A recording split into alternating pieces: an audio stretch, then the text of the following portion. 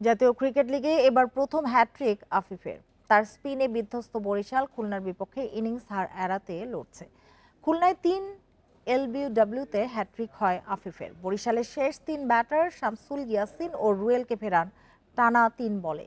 10 over 5 বলে 31 run দিয়ে 6 wicket আফিফের। খুলনার 313 রানের জবাবে 126 রানে গুটিয়ে ফলো অনে পড়ে বরিশাল। দ্বিতীয় ইনিংসে সংগ্রহ 4 উইকেটে 119 রান। এখনও 68 রানে পিছিয়ে রয়েছে তারা। অন্য ম্যাচে সিলেটের বিপক্ষে ময়মনসিংহের দাপট। ক্যারিয়ারে প্রথম সেঞ্চুরি আবু হেদার রনির 8 নম্বরে নেমে 107 রানে অপরাজিত থাকেন। প্রথম ইনিংসে ময়মনসিংহের 401 রানের জবাবে 5 উইকেটে 198 করেছে সিলেট। এখনও 203 রানে পিছিয়ে রয়েছে তারা।